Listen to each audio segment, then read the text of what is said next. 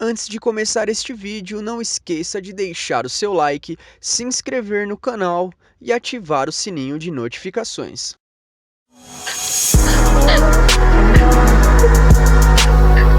Olá pessoal, sejam todos bem-vindos ao canal Quimicamente Falando. Eu sou o professor Jonatas e hoje daremos aqui sequência à elaboração do caderno do aluno de segunda série do terceiro bimestre, certo?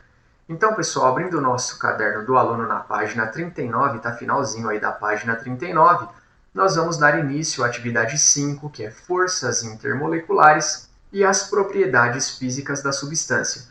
Então é importante que até esse momento você entenda que no terceiro bimestre nós vínhamos discutindo sobre o que seria, polaridade, polaridade de uma ligação, polaridade de uma molécula, essa questão da atração entre as moléculas e que de alguma forma essa atração seria necessária para que se mantesse essas moléculas aproximadas. Só que essas atrações acontecem em níveis de interações diferentes, tá? Então, quando nós falamos de forças intermoleculares, são as forças que mantêm as moléculas unidas, as moléculas aproximadas, que seria a ligação de hidrogênio, de polo ou de polo induzido. E essas forças, as suas interações dependem das polaridades, do tipo de molécula, do tipo de geometria, enfim, que são aulas anteriores, que é muito importante, cara, que até esse momento você tenha assistido toda a sequência da playlist de terceiro bimestre. Porque tudo que nós estudamos agora vai ser relacionado às propriedades físicas da substância. Então, na atividade 5, o que nós vamos fazer? Nós vamos pegar todo esse estudo que foi desenvolvido, da relação das forças intermoleculares, e vamos relacionar a propriedades físicas. De que maneira essas forças interferem em algumas propriedades que a matéria apresente, tá? Então essa é a proposta da nossa atividade 5. Nós vamos contemplar apenas 3 atividades na aula de hoje, começando com a atividade 5A, que é a utilização aqui de um simulador. Lembrando, pessoal, que a atividade 5 ela não pede que seja feito, por exemplo, uma análise de questões prévias, tá? Então a atividade logo de cara, que é a atividade A, atividade 5A, pede para que seja feita apenas a análise de um simulador e que no seu caderno do aluno aí, ou no seu caderno, você faça apenas anotações das observações que você fez, tudo bem? Mas essas observações nós faremos juntos. Então é colocado assim: utilize o simulador estados da matéria, selecione estados e observe a disposição das partículas. Então nós vamos observar como estão dispostas as partículas em relação aos 3 estados físicos, tá? Quando elas estão, como seria, a disposição das partículas no estado sólido, o que acontece com elas no estado líquido e depois no estado gasoso. E como elas se comportam aí com o aumento ou a diminuição da temperatura, beleza? Então, pessoal, nós vamos fazer essa análise junto e é muito importante que você vai acompanhando aí o meu raciocínio, tá? As informações que eu vou passando para você e já vai fazendo as suas anotações, tudo bem? E qualquer dúvida, qualquer anotação, além do que eu falar, você pode deixar aí no chat do vídeo para que a gente interaja depois nos comentários. Então, pessoal, começando com essa primeira atividade aqui, com esse simulador estados da matéria, nós vamos selecionar aqui, estados, e vamos observar primeiro o estado sólido, tá? Quando nós temos uma substância no estado sólido, o que nós analisamos? Primeiro, cada uma dessas bolinhas representariam as suas partículas ou as suas moléculas, tudo bem? Ou seus átomos, dependendo da substância, tanto faz. A questão é que a composição dessa matéria, quando ela se encontra no estado sólido, embora ainda haja movimento, pessoal, você nunca vai encontrar uma substância que esteja completamente parada, porque tudo há energia envolvida, tá? Mas assim, em relação à disposição aqui dessas moléculas, dessas partículas no espaço, entre elas existe uma aproximação, elas estão mais próximas. Então, quando nós falamos estado físico ou estado de agregação, é a forma na qual a matéria se apresenta pensando nas suas moléculas, nos seus átomos, nas suas partículas e assim por diante. Então a gente observa que o estado sólido ele apresenta uma aproximação entre as suas moléculas. Há um movimento? Há, mas elas estão mais próximas. Tá, eu vou mudar o estado físico primeiro. Quando a gente observa que a substância se encontra no estado líquido, a gente observa que há uma aproximação entre elas também. Só que quando nós observamos, por exemplo, pessoal, essa aproximação, digamos que há um distanciamento comparado ao primeiro caso, tá? No primeiro caso elas estavam bem próximas, aqui tem moléculas que estão aproximadas, mas assim, há um distanciamento, As moléculas acabam se distanciando um pouco comparado ao primeiro estado físico da matéria. E até a gente pode observar que no primeiro exemplo, né, era como se fosse um cubo, aqui um sólido, né, se a gente fosse pensar, por exemplo, numa substância sólida, e quando a gente tem o líquido, ela se esparrama, digamos assim, né, devido ao distanciamento que é ocasionado, acaba se esparramando, que é o que a gente pode observar numa visão macro, a diferença entre um sólido e um líquido mesmo, né? Quando você tem, por exemplo, o estado gasoso, o distanciamento é maior. Então, a primeira análise que nós fazemos, pessoal, comparando o estado sólido, líquido ou estado gasoso, é que o que determina o estado físico de uma matéria é a aproximação das suas moléculas, dos seus átomos, né, das suas partículas, certo? É que está colocado, por exemplo, para nós na atividade como partícula. Então, quando a gente observa os três estados físicos da matéria, o que é evidente para nós? É a aproximação ou distanciamento. Do estado sólido para o líquido, né, há um aumento nessa distância, e do estado líquido para o gasoso, essa distância aumenta cada vez mais. E se a gente fosse pensar, né, em voltar os estados físicos do estado gasoso para o estado líquido, elas se aproximaram, e do estado líquido para o estado sólido, elas se aproximaram mais ainda.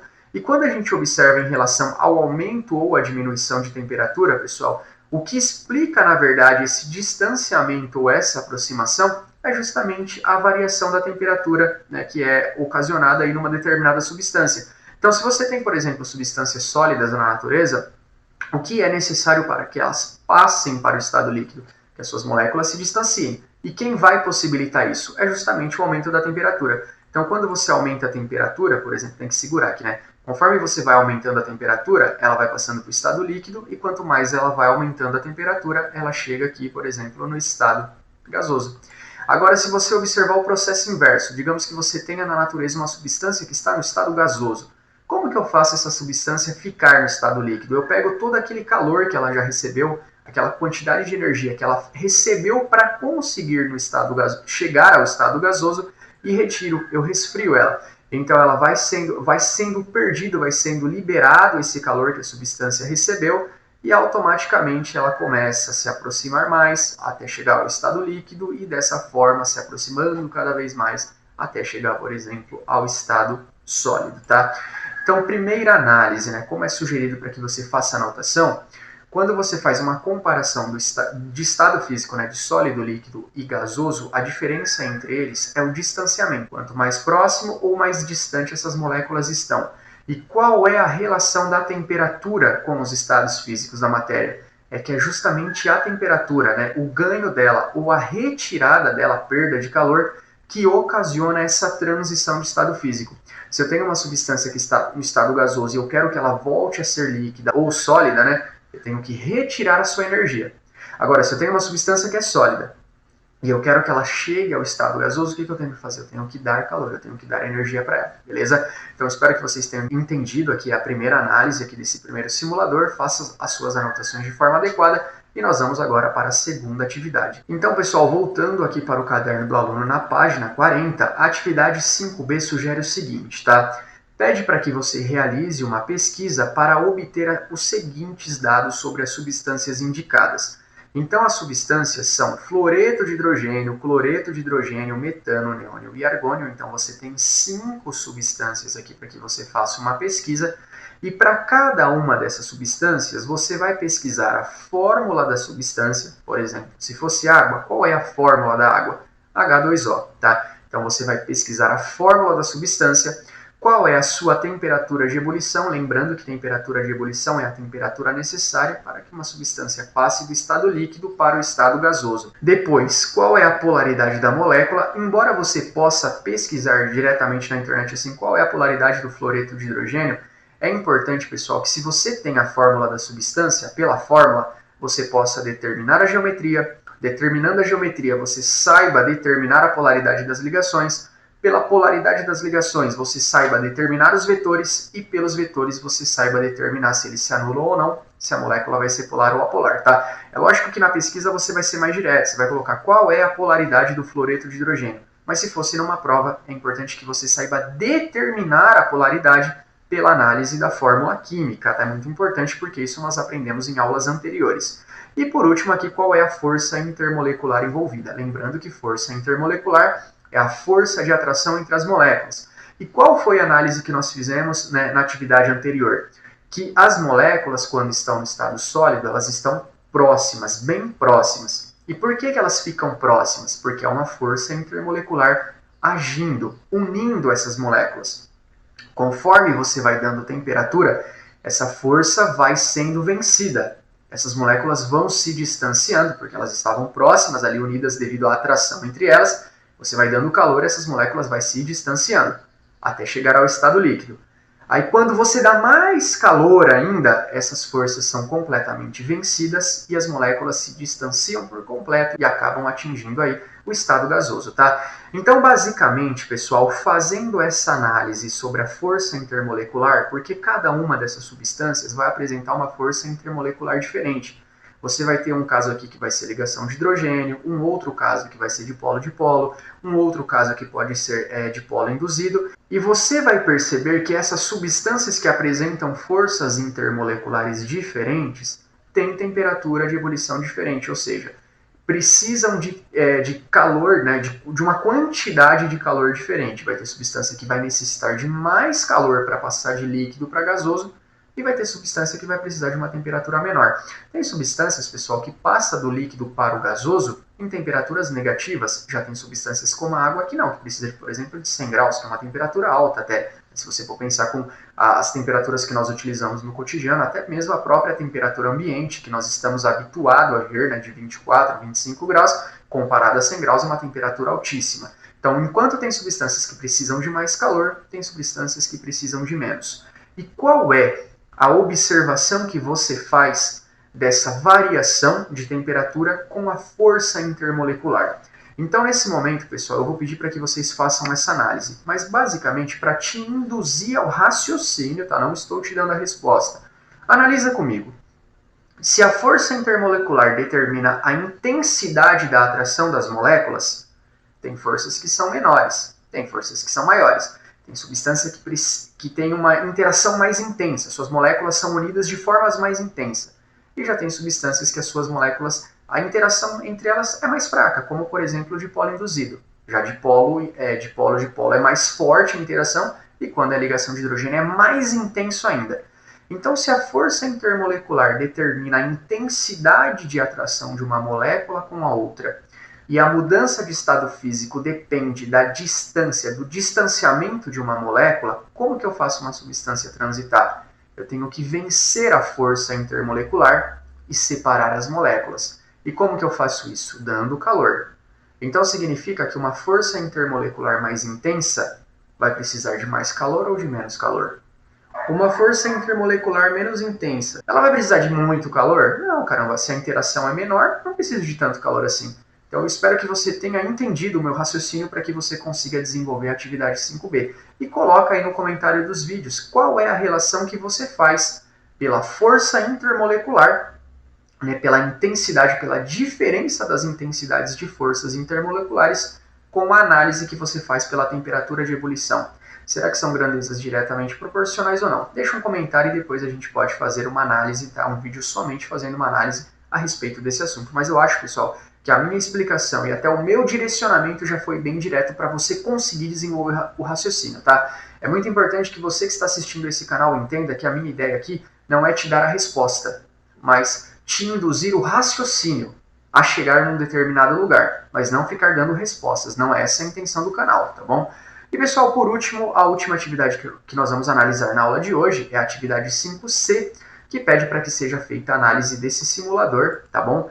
Que coloca o seguinte, tá? Esse simulador, ele pede para que a gente faça uma análise das soluções, né, de açúcar e sal, lembrando que solução é qualquer substância em água, então nós vamos adicionar o açúcar e o sal em água, e a partir disso, efetuar um procedimento aqui, de acordo com as orientações do seu professor, enfim, mas de acordo com as orientações da própria atividade aqui do que está sendo pedido nessa tabelinha, tá? Então essa tabela, ela pede para que você adicione quantidade de sal e de açúcar diferente à água, e observe, né, aqui nós temos as quantidades, então para o sal eu vou utilizar primeiro nada de sal, né, vou testar somente água, depois vou acrescentar 0,04 mols de sal em água, depois vou aumentando essa concentração, então eu faço essa análise tanto para o sal quanto para o açúcar e observo, tá, se essas quantidades de sal ou de açúcar interferem na lâmpada acender ou não, primeiramente, e depois na intensidade, né, se ficou mais intensa ou não, tá bom?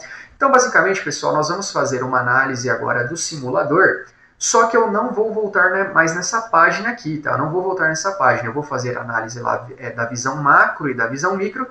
Então é importante que para você que esteja assistindo essa aula, você deixe aí no seu celular, no seu tablet, no seu computador, na sua televisão, enfim, a projeção do simulador, que é o que eu vou trabalhar, e o seu caderno do aluno aberto, para você acompanhar na tela o simulador, mas conseguir também ir desenvolvendo a tabelinha junto comigo, tá? Porque eu não vou voltar nessa página mais aqui não.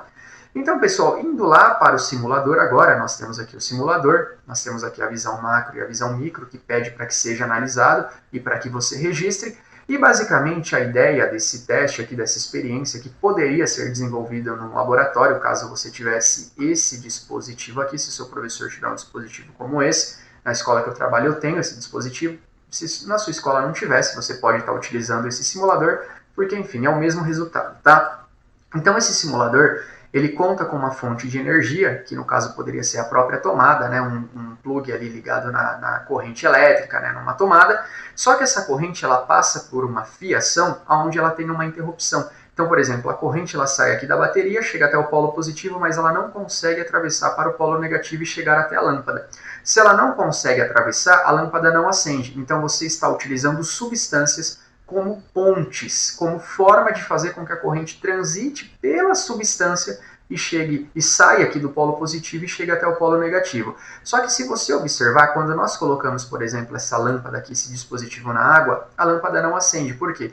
Porque embora a água até apresente cargas, né, que você vai estudar isso lá na terceira série, essas cargas ainda não são suficientes a ponto de fazer com que a lâmpada acenda, tá? Tem cargas, você vai aprender sobre os íons H+, e o H-, né? A reação de equilíbrio iônico da água, você vai estudar isso lá na terceira série, mas enfim, na água tem cargas, mas não suficientes para que faça com que essa lâmpada acenda, tá bom? Então, por exemplo, a água não é uma condutora de corrente elétrica. Aí você vai falar assim, professor, mas tem gente que fala que quando está chovendo você não pode ficar no mar. Só que, peraí, aqui nós estamos falando de uma água destilada, uma água pura. Só tem água aqui. O que tem no mar? Nós temos o que? Nós temos sal. Então, a água do mar não é água apenas, é uma solução, tá? Então, é importante que a gente faça essa análise.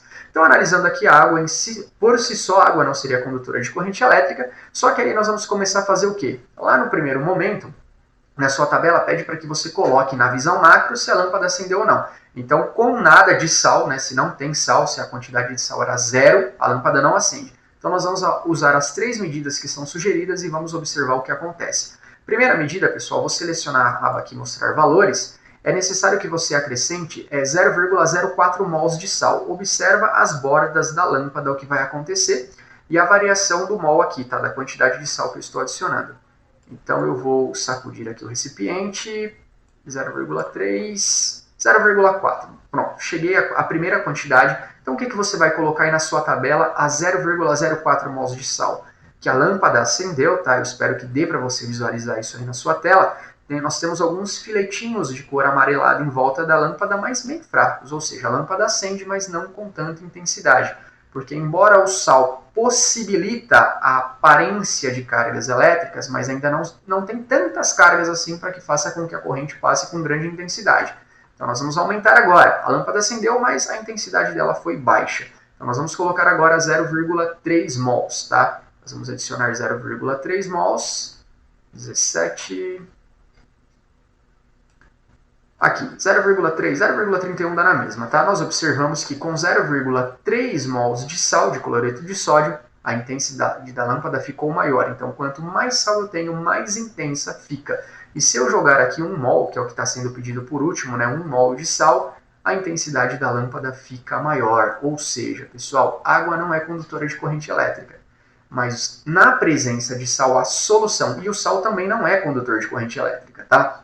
Mas quando o sal está em água, ele possibilita essa transição de corrente elétrica. E quanto mais sal você tem, maior é a intensidade da corrente que vai passar por ali. Por isso que é muito perigoso, cara, você ficar na água do mar, porque nós temos uma água extremamente concentrada, né? A água do mar é muito salgada, tem muito sal ali. Então, se tem bastante sal, significa que uma corrente elétrica ali vai passar com grande facilidade, tá bom? Então, espero que vocês tenham entendido a análise, tenha feito o preenchimento da visão macro, e nós vamos fazer agora uma análise da visão micro para entender o que acontece nessa solução que faz com que a água e o sal seja uma solução condutora de corrente elétrica, tá?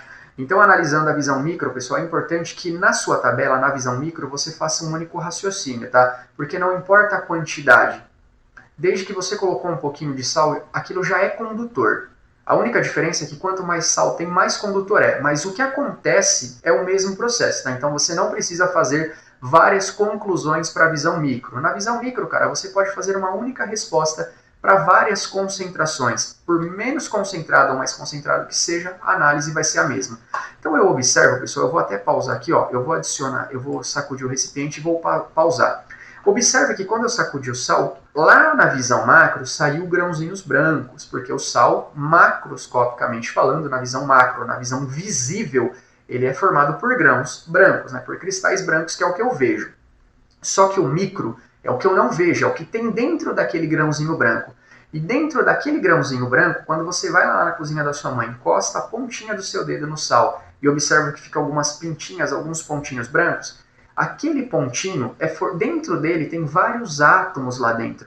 Então nós estamos olhando essa representação aqui dessas várias bolinhas, seriam esses vários átomos, tá? Ou seja, todo esse agrupamento aqui de bolinhas verdes e roxas seria vários átomos aqui de cloro e de sódio juntos para chegar naquele pequeno grão, tá? Então dentro de um grão daquele você tem vários átomos, você tem milhões de átomos, tá? Não é tipo assim, um grãozinho é será que é um sódio, um cloro?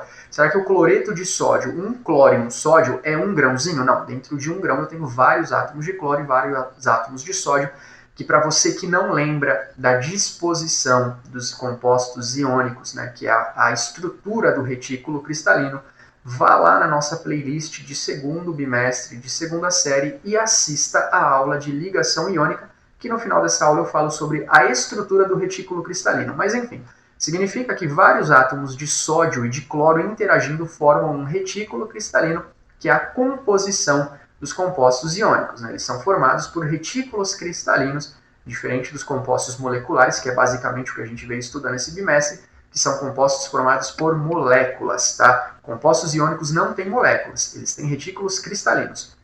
E esse retículo cristalino, né, um sal, ele é envolvido por um elemento que é muito eletronegativo, que nesse caso aqui seria as bolinhas de cor verde, que são os átomos de cloro, e um elemento que é pouco eletronegativo, que nesse caso aqui seria o átomo roxo, que seria o átomo de sódio. E o que acontece entre um composto iônico, né, entre os seus átomos, entre os seus elementos? Acontece uma disputa e um ganho, né, e uma perda de elétrons entre eles. Então, quando você tem um composto iônico, entre eles há uma perda de elétron. Então, um elemento ganha elétron e o outro perde. Ou seja, esses compostos eles são formados por íons, que são partículas com carga elétrica. E quando esse composto cai em água, por exemplo, o seu retículo é rompido e os seus íons são liberados. Esses íons já existiam anteriormente, porém agora eles foram liberados, eles foram separados. E esse processo é chamado de dissolução iônica, ou seja, você está dissolvendo os íons dentro daquela solução, tá? Os íons eles já existiam, porém agora eles foram liberados. Por isso que possibilita a transição de corrente elétrica, porque se a íon tem carga, se tem carga, a corrente elétrica consegue passar.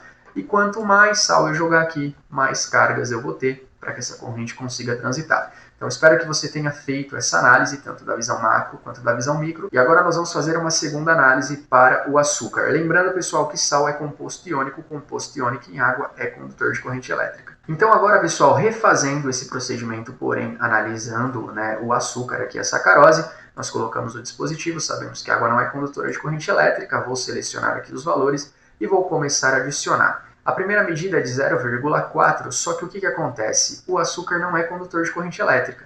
Mesmo que eu fosse adicionando mais aqui, o único problema, pessoal, é que esse dispositivo, tá, esse simulador, ele para a uma medida de 0,29, tá? Ele não chega nem a 0,30, mas tanto faz, eu poderia colocar 3, 5 mols aqui, que ele não conduziria corrente elétrica, porque açúcar é composto covalente, composto de ligação covalente, né, um composto molecular de ligação covalente que não é condutor de corrente elétrica. E aí você vai falar assim, então Professor, basicamente lá na tabela, na visão macro, eu só vou colocar para 0 mols não conduz, para 0,04 não foi, para 0,3 não conduz. Mesmo que tivesse um mol, ele não seria condutor, porque o açúcar, diferente do sal, ele não é condutor de corrente elétrica. Então agora, pessoal, nós vamos fazer uma análise, tá, da visão micro para saber por que o açúcar não é condutor de corrente elétrica. Então eu vou sacudir esse recipiente aqui, vou pausar, e observa que está caindo na minha solução duas figuras. Essas duas figuras representam para nós o que seria 2 grãos de açúcar, tá? Então é muito importante que você tenha essa visão agora. Eu poderia até refazer o processo aqui e sacudir para que caísse uma só, mas tanto faz. Esses dois agrupamentos aqui, esses dois desenhos que estão caindo, seriam 2 grãos, tá? 2 pedrinhas brancas de açúcar. A menor pedrinha lá, vai lá no açúcar da sua mãe, cara, encosta a pontinha do seu dedo, você vai observar que vai ficar alguns pequenos grãos de açúcar, né? Alguns pontinhos brancos. Imagina que esses dois desenhos aqui, cada um representa um pontinho daquele. Porque cada pontinho daquele, dentro daquele pontinho, daquele grãozinho, daquele pequeno cristal, dentro dele, há vários átomos. Só que diferente dos compostos iônicos, que os átomos se ligam em retículo cristalino, é uma ligação átomo-átomo, composto molecular não é assim.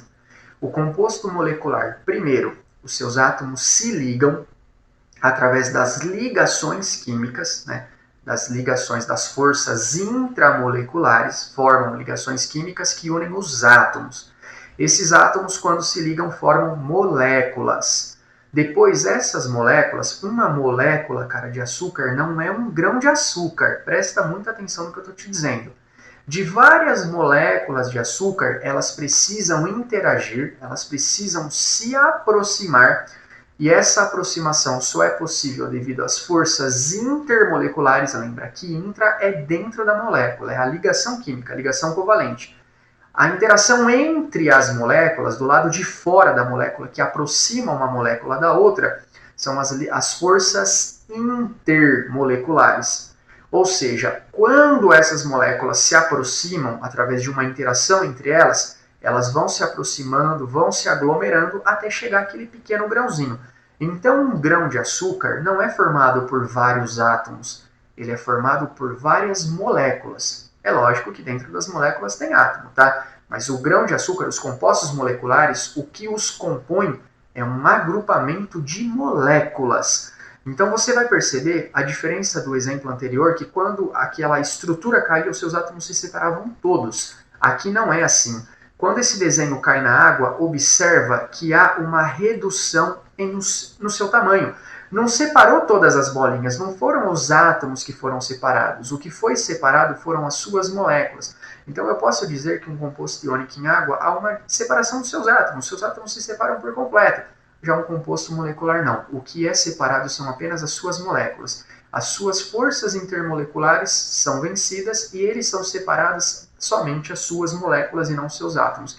E nós vamos lembrar, pessoal, que compostos moleculares, entre eles, há forças de interações, há forças moleculares. Tem aquela força mais intensa, que é a ligação de hidrogênio, como, por exemplo, aquela força chamada de dipolo induzido, que nem polo tem, né, que o polo precisa ser induzido num determinado instante.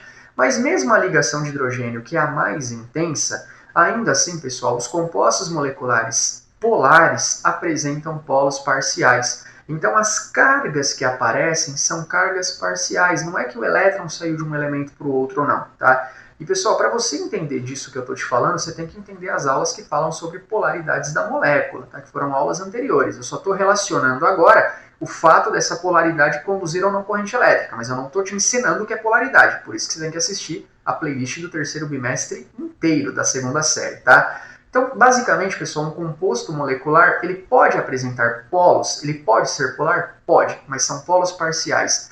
É uma carga, não deixa de ser um polo, mas não é um polo que possibilita a transição de corrente elétrica, porque a própria água é um composto molecular que faz ligação de hidrogênio, que é uma ligação intensa, né? Uma força intermolecular intensa. Dentro dos compostos moleculares é uma das mais intensas que tem. E ainda assim a água não é condutora de corrente elétrica. Por quê? Porque esses polos não são suficientes para fazer com que a corrente elétrica transite. Por quê? Porque são polos parciais. Diferente da ligação iônica, que é íon, é carga. O outro não é uma carga, ele é parcialmente uma carga, ele não é uma carga total, tá? Então, basicamente, pessoal, os compostos moleculares, os compostos de ligação covalente, não conduzem corrente elétrica em água comparado aos compostos iônicos. Porém, fica uma ressalva. Há compostos moleculares que são condutores, que são os ácidos. Mas isso você só vai aprender lá na terceira série, tá? De uma regra geral, de uma forma geral aqui, se a gente fosse fazer uma análise entre duas substâncias, uma é iônica, né? Uma faz ligação iônica e a outra faz ligação covalente. Se uma conduz e a outra não conduz em água, qual é o iônico? É o que conduziu. Qual é o covalente? É o que não conduziu, tá bom? Espero que essa análise tenha ficado muito clara para você. Pessoal, essa atividade é bem mais extensa, tem outras coisas ainda para a gente discutir, tá? A atividade 5 ela é bem extensa, mas a nossa aula acaba por aqui, senão vai ficar muito cansativa. Desde já, um grande abraço, fiquem com Deus e até a próxima aula.